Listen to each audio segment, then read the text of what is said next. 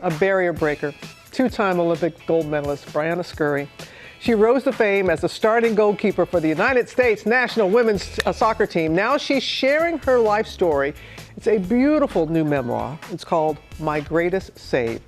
We're going to talk to her live in just a moment, but first, here's a look at how she became a pioneer on and off the field. It is a moment for the history books. The shot, save Scurry!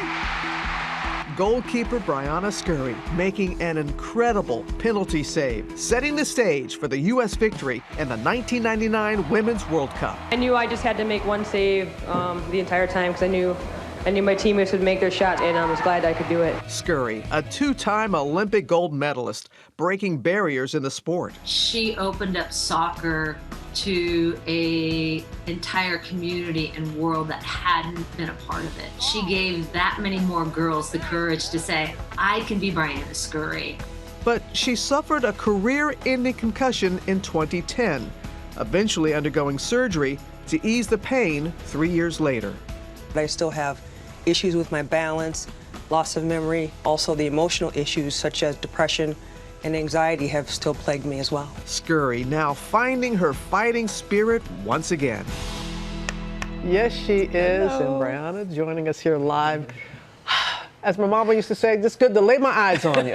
Oh, my me goodness. too. That was just a smidgen of your life story and what you have gone through, especially in the recovery from your concussion. How are you? How are you doing? I tell you, I am fantastic. It's so great to be here, so great to see you again. Thank you for writing the foreword for me. I really appreciate it. Life is wonderful. I've come so far, and I have a lot of great things to be grateful for, and I'm really excited about where I'm going from here. You do not hold back. I read it cover to cover, and you talk about the really deep depression that you went through. What helped you get from that point to where you are right now? Well, in that deep depression phase, I was suicidal, as I mentioned in the book, and the thought of my mom being informed about me being gone was too much to bear. So that helped me get a leg up on it, just deciding to go one day at a time.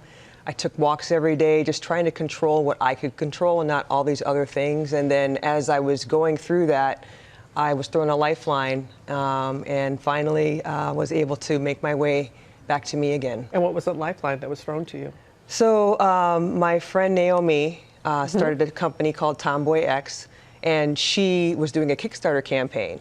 And someone who is here today, Chris Azizos, my wife now, she got involved in the Kickstarter campaign. She owned a PR firm, and Naomi talked to her about the struggles I was having with the insurance company not doing the right thing. And with some dangling of some bad press, they came right, and I was on my way.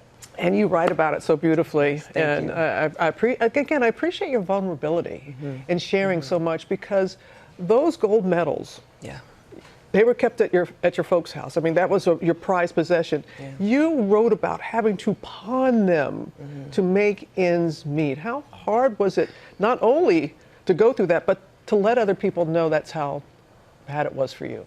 Well, I'd wanted that gold medal, that first one, the green one, since I was 8 years old.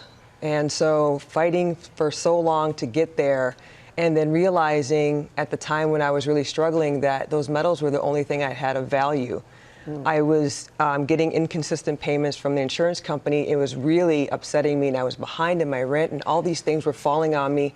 So I realized I had to pawn them. And so the pawn company is not that far from here where we are right now, and coming into New York, driving the medals in was really, really difficult. You wanted to turn around, every didn't you? Every exit I wanted to turn around, but I had to do what I had to do, and it was really, really hard.